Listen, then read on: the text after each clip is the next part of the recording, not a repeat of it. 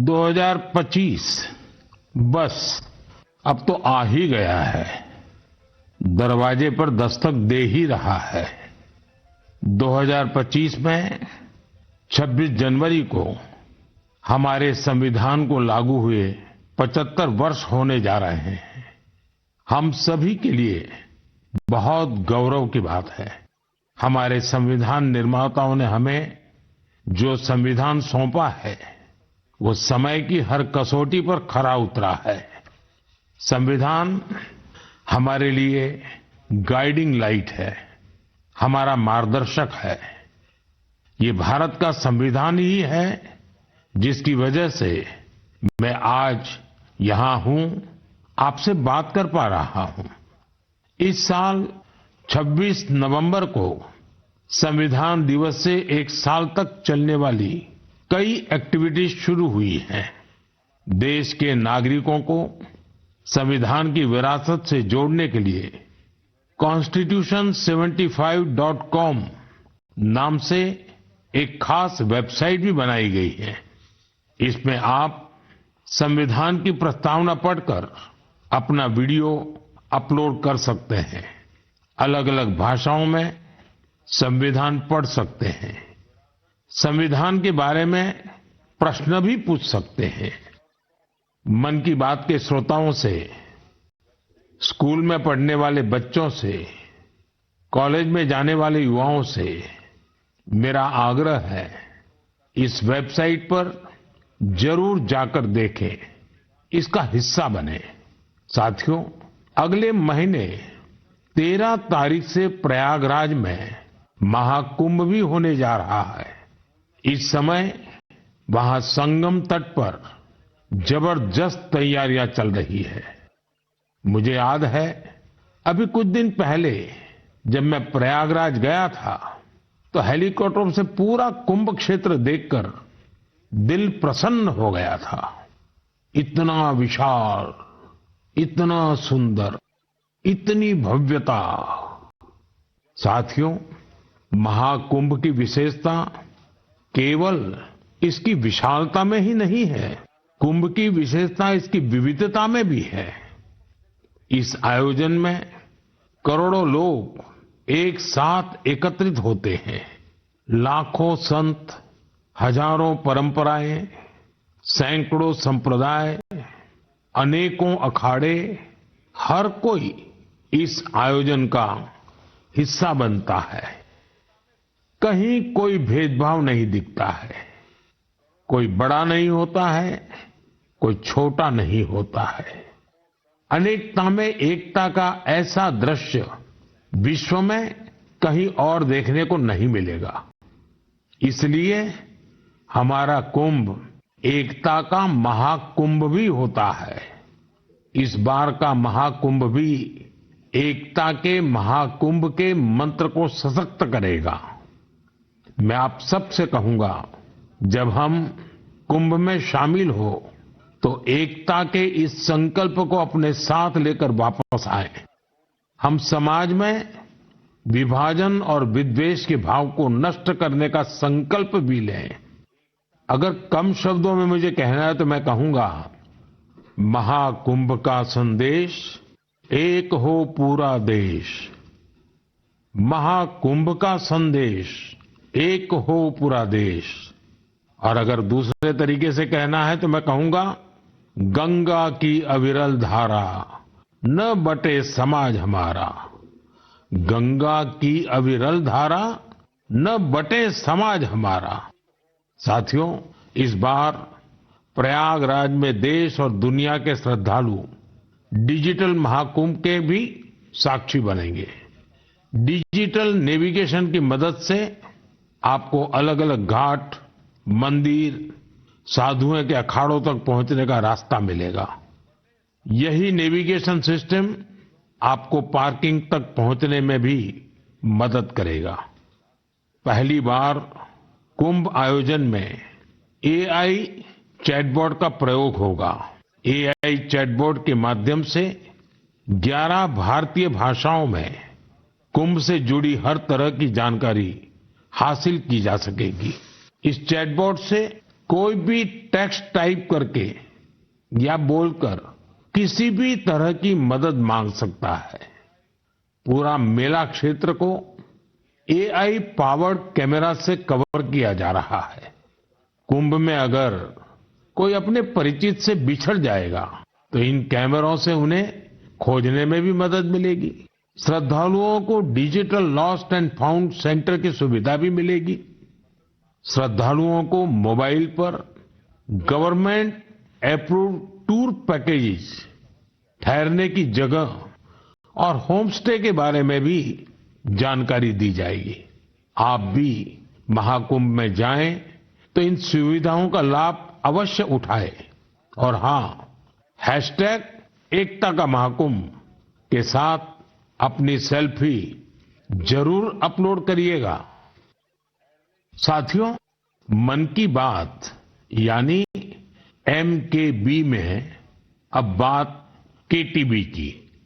जो बड़े बुजुर्ग हैं उनमें से बहुत से लोगों को KTB के बारे में पता नहीं होगा, लेकिन जरा बच्चों से पूछिए। KTB उनके बीच बहुत ही सुपरहिट है। KTB यानी क्रश, त्रुश और बाल्टी बॉय। आपको शायद पता होगा, बच्चों की पसंदीदा एनिमेशन सीरीज और उसका नाम है KTB भारत है हम। और अब इसका दूसरा सीजन भी आ गया है। ये 3 एनिमेशन कैरेक्टर हमें भारतीय स्वतंत्रता संग्राम के उन नायक नायिकाओं के बारे में बताते हैं जिनकी ज्यादा चर्चा नहीं होती। हाल ही में इसका सीजन 2 बड़े ही खास अंदाज में international film festival of India Goa में लॉन्च हुआ।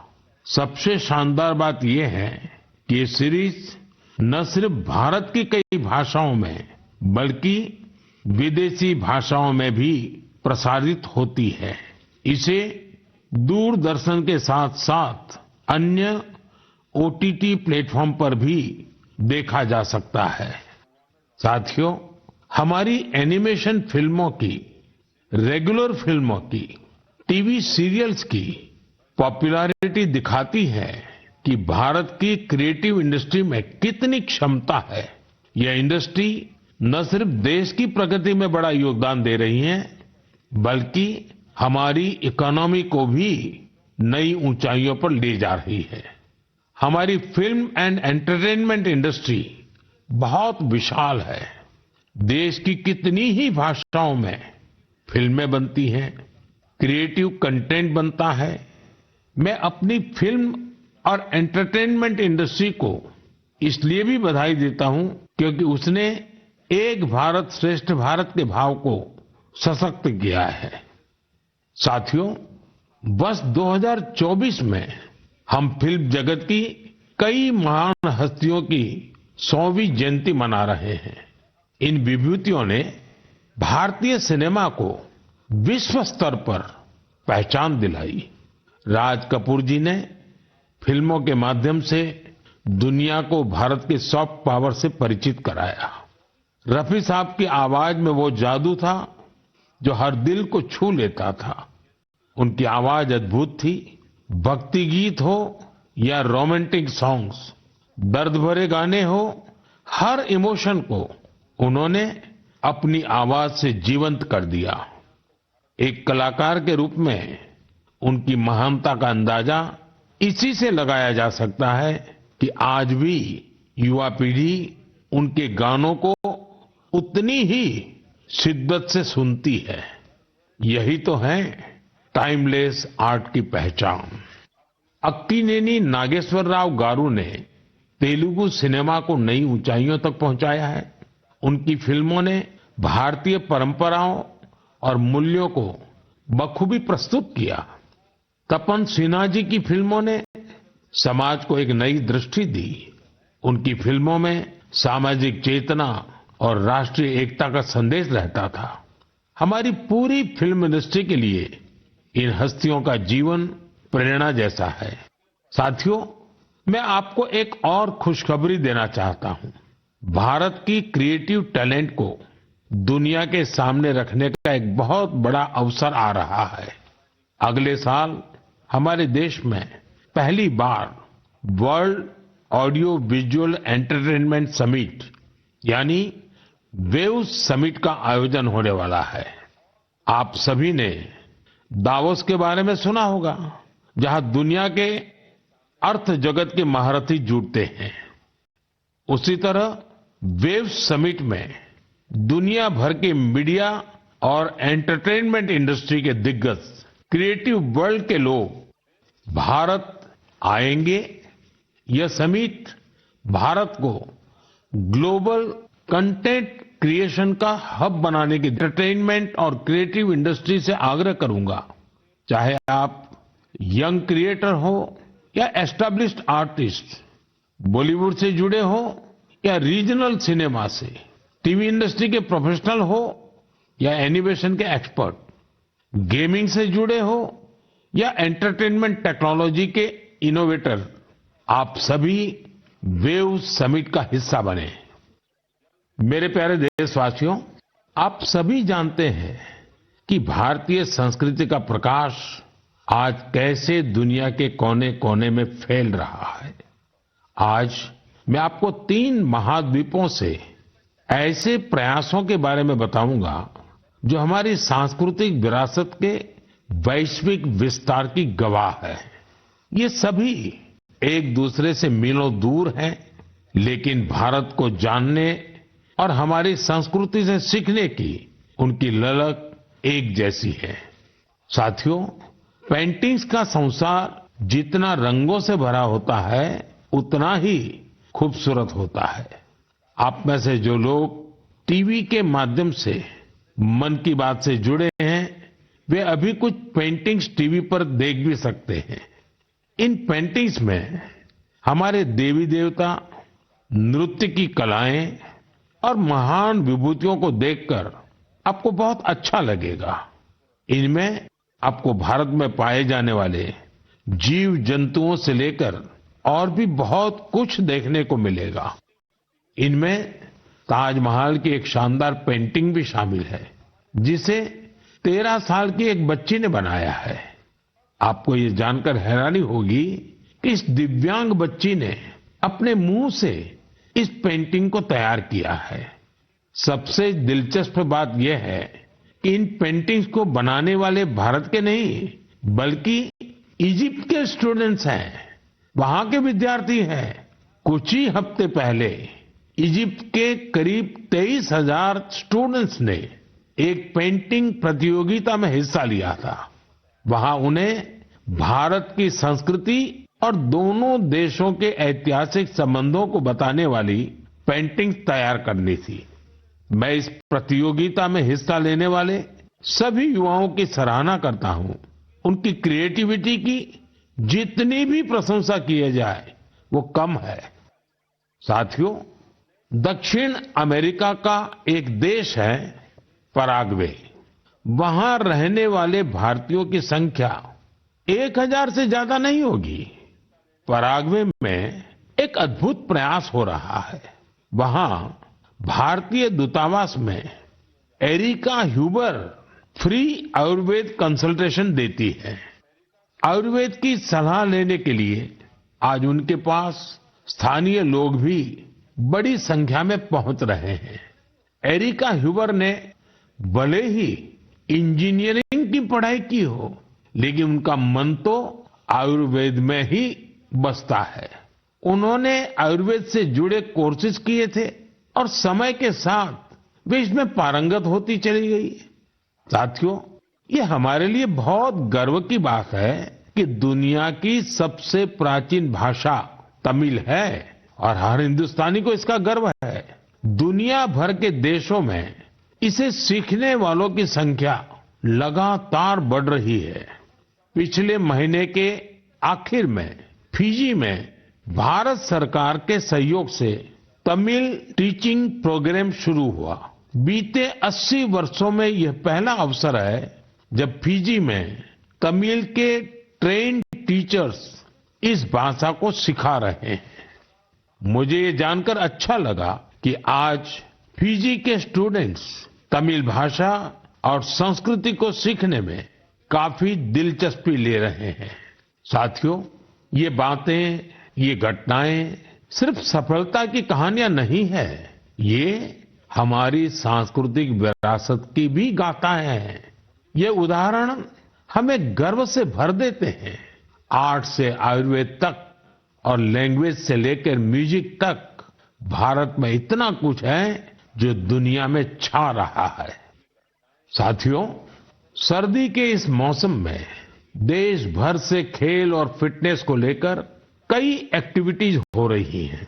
मुझे खुशी है कि लोग फिटनेस को अपनी दिनचर्या का हिस्सा बना रहे हैं। कश्मीर में स्कीइंग से लेकर गुजरात में पतंगबाजी तक हर तरफ खेल का उत्साह देखने को मिल रहा है। संडे ऑन साइकिल और साइकिलिंग ट्यूसडे जैसे अभियानों से साइकिलिंग को बढ़ावा मिल रहा है। साथियों, अब मैं आपको एक ऐसी अनोखी बात बताना चाहता हूं जो हमारे देश में आ रहे बदलाव और युवा साथियों के जोश और जज्बे का प्रतीक है। क्या आप जानते हैं कि हमारे बस्तर में एक अनूठा ओलंपिक शुरू हुआ है? जी हां, पहली बार हुए बस्तर ओलंपिक से बस्तर में एक नई क्रांति जन्म ले रही है। मेरे लिए ये बहुत ही खुशी की बात है कि बस्तर ओलंपिक का सपना साकार हुआ है। आपको भी ये जानकर अच्छा लगेगा कि यह उस क्षेत्र में हो रहा है जो कभी माओवादी हिंसा का गवाह रहा है। बस्तर ओलंपिक का शुभंकर है वन भैंसा और पहाड़ी मैना। इसमें बस्तर की समृद्ध संस्कृति की झलक दिखती है। इस बस्तर खेल महाकुंभ का मूल मंत्र है करसायता बस्तर, बरसायता बस्तर, यानी खेलेगा बस्तर, जीतेगा बस्तर।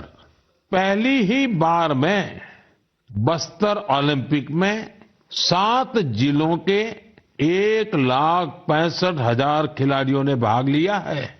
यह सिर्फ एक आंकड़ा नहीं है, यह हमारे युवाओं के संकल्प की गौरव गाथा है।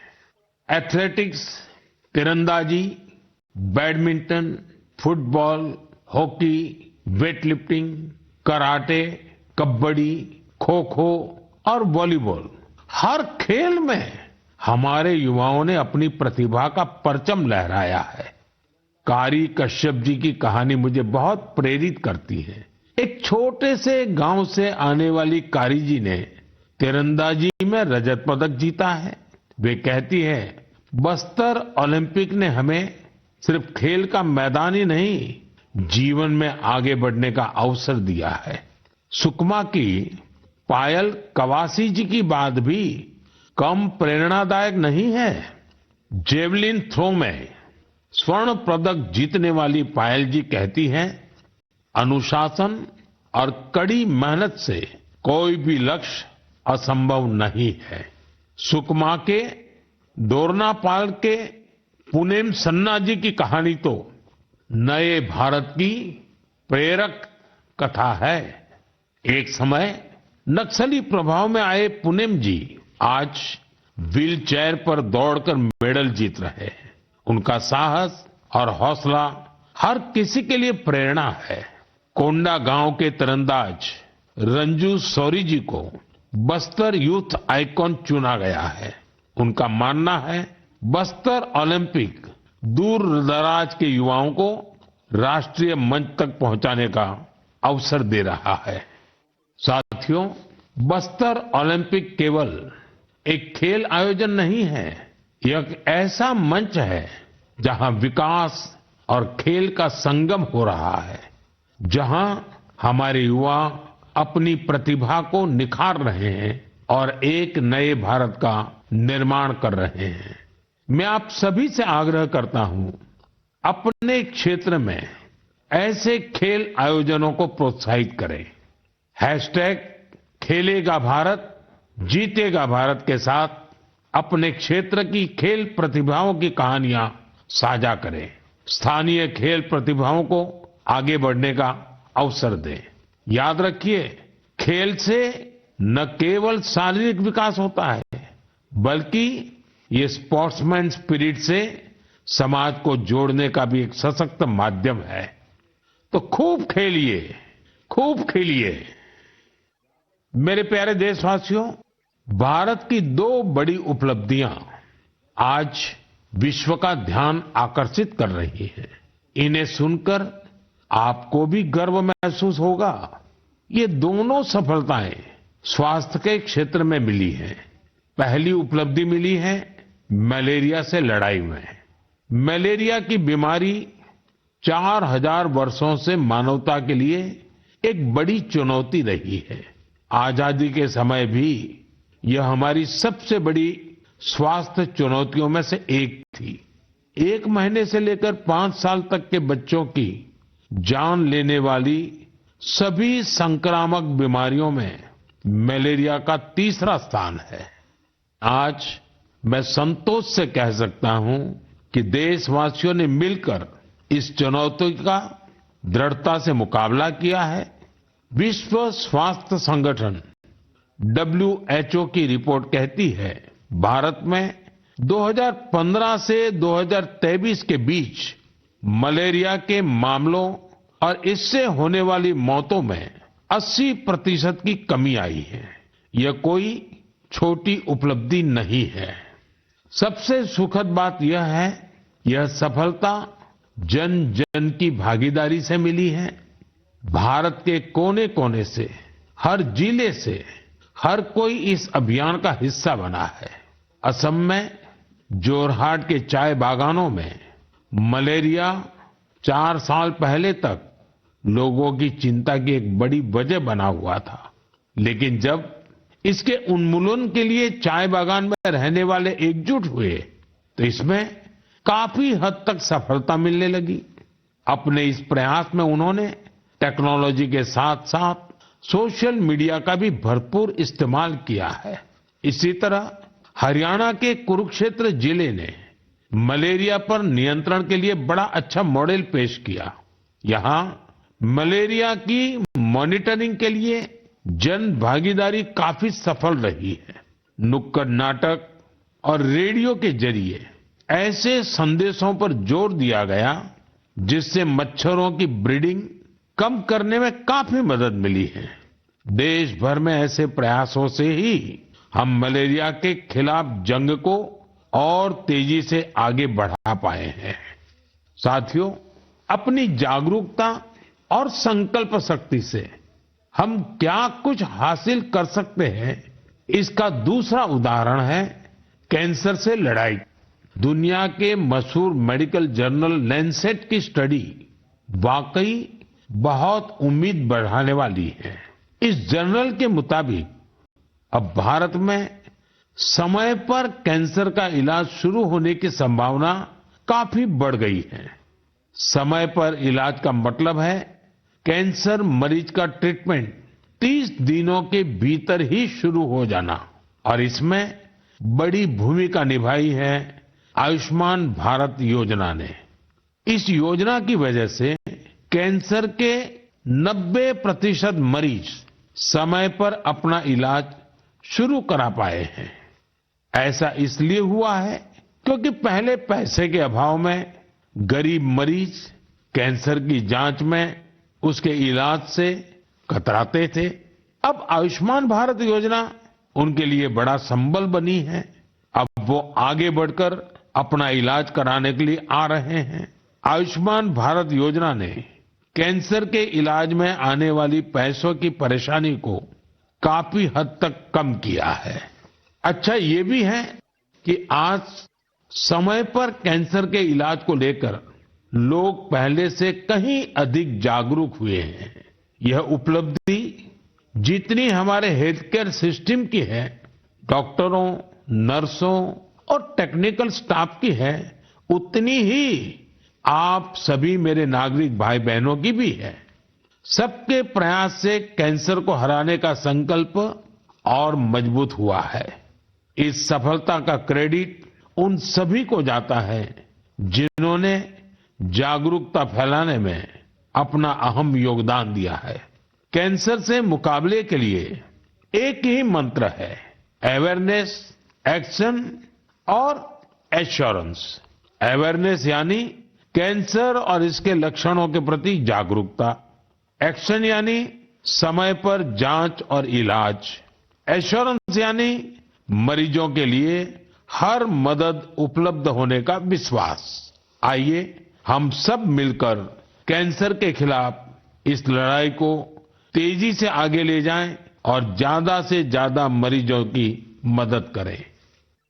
मेरे प्यारे देशवासियों, आज मैं आपको उड़ीसा के कालाहांडी के एक ऐसे प्रयास की बात बताना चाहता हूं जो कम पानी और कम संसाधनों के बावजूद सफलता की नई गाथा लिख रहा है।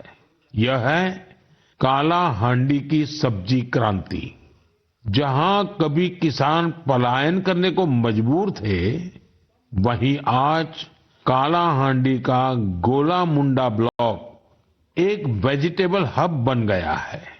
यह परिवर्तन कैसे आया?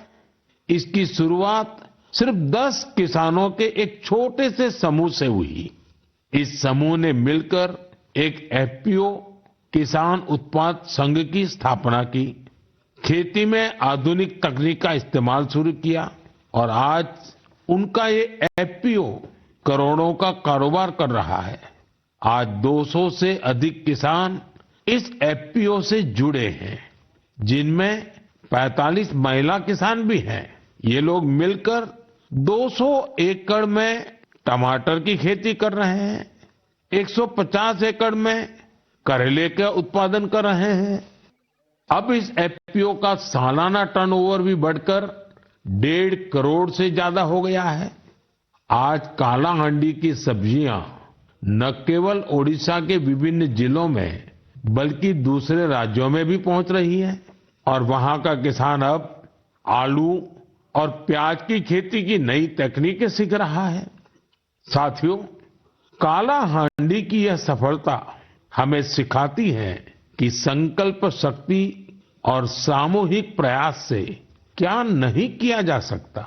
मैं आप सभी से आग्रह करता हूं, अपने क्षेत्र में एफपीओ को प्रोत्साहित करें, किसान उत्पादक संगठनों से जुड़े और उन्हें मजबूत बनाएं। याद रखिए, छोटी शुरुआत से भी बड़े परिवर्तन संभव है। हमें बस दृढ़ संकल्प और टीम भावना की जरूरत है। साथियों, आज की मन की बात में हमने सुना कि कैसे हमारा भारत विविधता में एकता के साथ आगे बढ़ रहा है। चाहे वो खेल का मैदान हो या विज्ञान का क्षेत्र, स्वास्थ्य हो या शिक्षा, हर क्षेत्र में भारत नई ऊंचाइयों को छू रहा है। हमने एक परिवार की तरह मिलकर हर चुनौती का सामना किया और नई सफलताएं हासिल की। 2014 से शुरू हुए मन की बात के 116 एपिसोड में मैंने देखा है कि मन की बात देश की सामूहिक शक्ति का एक जीवंत दस्तावेज बन गया है। आप सभी ने इस कार्यक्रम को अपनाया, अपना बनाया। हर महीने आपने अपने विचारों और प्रयासों को साझा किया। कभी किसी यंग इनोवेटर के आइडिया ने प्रभावित किया, तो कभी किसी बेटी की अचीवमेंट ने गौरवान्वित किया। ये आप सभी की भागीदारी है जो देश के कोने कोने से पॉजिटिव एनर्जी को एक साथ लाती है। मन की बात इसी पॉजिटिव एनर्जी के एम्प्लीफिकेशन का मंच बन गया है और अब 2025 दस्तक दे रहा है। आने वाले साल में मन की बात के माध्यम से हम और भी इंस्पायरिंग प्रयासों को साझा करेंगे। मुझे विश्वास है कि देशवासियों की पॉजिटिव सोच और इनोवेशन की भावना से भारत नई ऊंचाइयों को छुएगा। आप अपने आसपास के यूनिक प्रयासों को #मन की बात के साथ शेयर करते रहिए। मैं जानता हूं कि अगले साल की हर मन की बात में हमारे पास एक दूसरे से साझा करने के लिए बहुत कुछ होगा। आप सभी को 2025 की ढेर सारी शुभकामनाएं। स्वस्थ रहें, खुश रहें, फिट इंडिया मूवमेंट में आप भी जुड़ जाइए, खुद को भी फिट रखिए, जीवन में प्रगति करते रहें। बहुत बहुत धन्यवाद।